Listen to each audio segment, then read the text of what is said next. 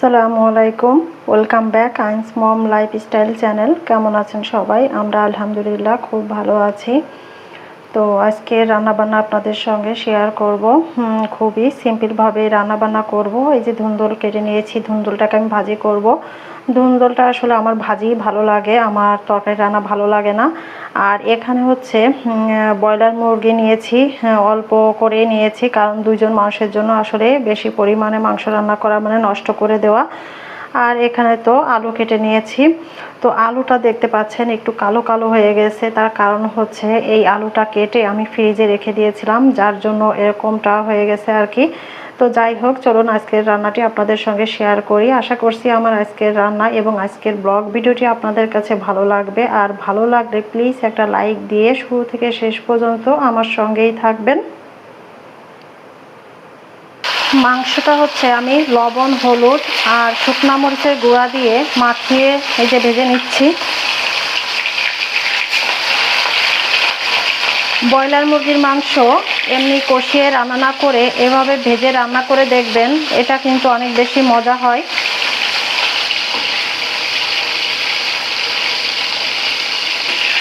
সবগুলো মাংসই এক এক করে ভেজে নিয়েছি, আর এখন এই যে তুলে নিচ্ছি। আমি মাংসটাকে, এই ব্রয়লার মুরগির মাংসটাকে একদম কড়া করে ভেজে ফেলি। এখন হচ্ছে যে আলুগুলা ভেজে নেব।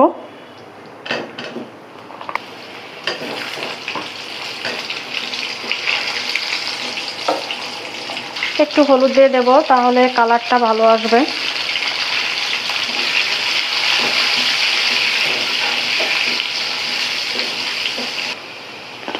আলুগুলা ভাজা হয়ে গেছে, তো আলুগুলা এখন তুলে নেব।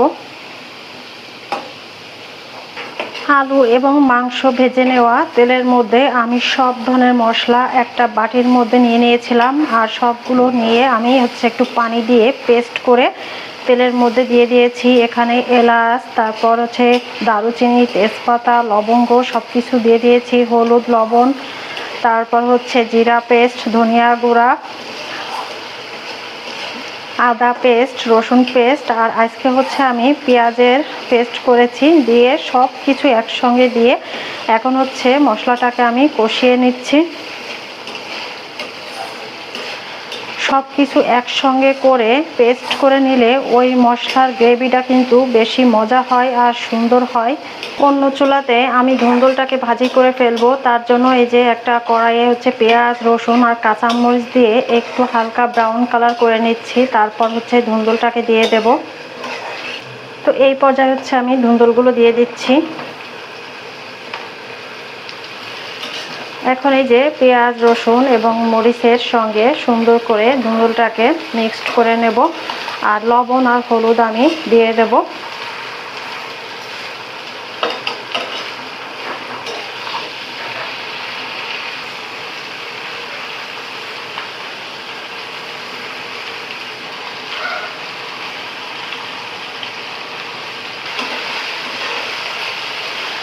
এই কড়াইটাতে আয়ন বাবার জন্য ডিম ভাজি করেছিলাম, তার জন্য ভাবলাম যে এই কড়াইতেই হচ্ছে এই ভাজিটা আমি করে নিই। এই কড়াইটা আমার অনেক পুরাতন কড়াই, যার কারণে এই কড়াইতে কিন্তু ভাজি জাতীয় জিনিস করতে অনেক বেশি সুবিধা হয়। তো যাই হোক, আমি যে এভাবে করে, না ধুন্দুল থেকে তো অনেক বেশি পানি বের হয়, তো এভাবে করে আমি হচ্ছে ধুন্দুলটাকে ভাজি করে নেব। ধুন্দুল ভাজি আমার অনেক বেশি পছন্দের একটি খাবার। আর এদিকে তো আমার মশলাটা কষিয়ে নেওয়া হয়ে গেছে, তো এখন হচ্ছে আমি আলু এবং মাংসটা একই সঙ্গে দিয়ে দিচ্ছি।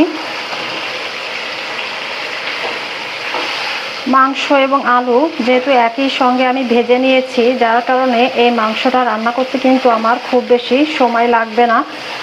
তো আমি 2 থেকে 3 মিনিট এই হচ্ছে মশলার সঙ্গে মাংস এবং আলুটাকে কষিয়ে নেব, তারপর অল্প করে আমি আবার কষিয়ে নেওয়ার জন্য নর্মাল পানি দিয়ে দেব।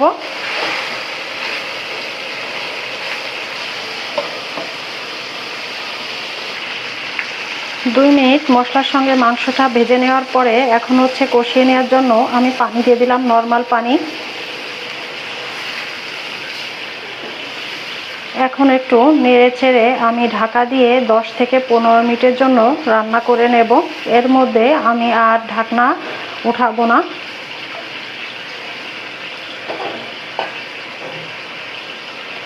মাংসর ঝোলের কালারটা কিন্তু এখনই অনেক সুন্দর চলে এসেছে।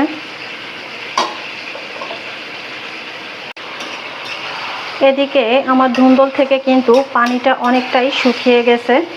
তো এভাবে করে আমি নেড়ে ছেড়ে মাঝে মাঝে নেড়ে দিতে হবে, তা নাহলে দেখা যাচ্ছে তলায় লেগে যায়। তো এভাবে করে আমি ধুন্দলটা ভাজি করে নেব।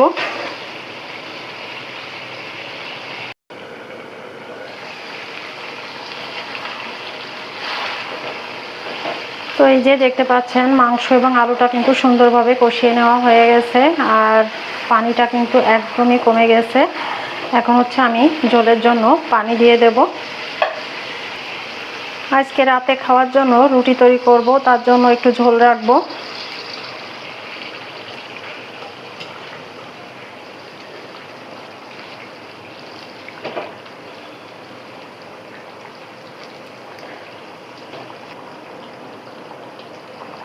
আমার চিকেন রান্নাটা হয়ে গেছে। এখানে আমি অফ ক্যামেরাতে গরম মশলা পাউডার দিয়ে দিয়েছি, আর এখন আমি এটা নামিয়ে নেব।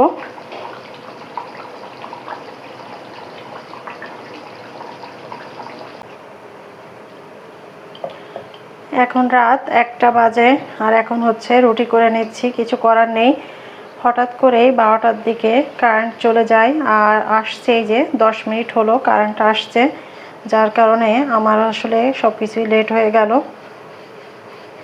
তো এখন এই যে রুটিগুলা বেলে নেব তাড়াতাড়ি করে। আর আজকে এখনও আপনাদের ভাইয়াও কিন্তু বাসায় আসে নাই, ওরও আজকে লেট হচ্ছে, কারণ গতকাল ওর ছুটি ছিল। তো এই জন্য আজকে অফিস থেকে একটু আসতে লেটই হয়ে যাচ্ছে, আজকে কাজের প্রেশার বেশি।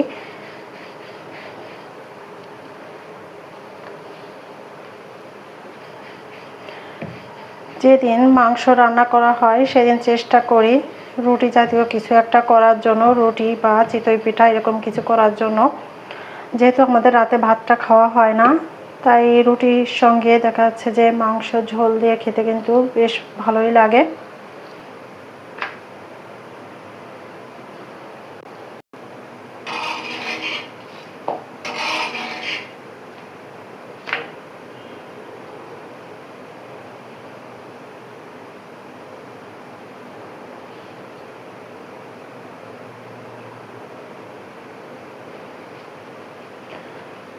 এখন এই যে রুটিগুলো সেঁকে নিচ্ছি, তারপর কিচেনটাকে ক্লিন করব। থালা বাসন ধোয়া হয়ে গেছে, কিন্তু চুলাটা ক্লিন করা হয়নি, ক্লিন করব।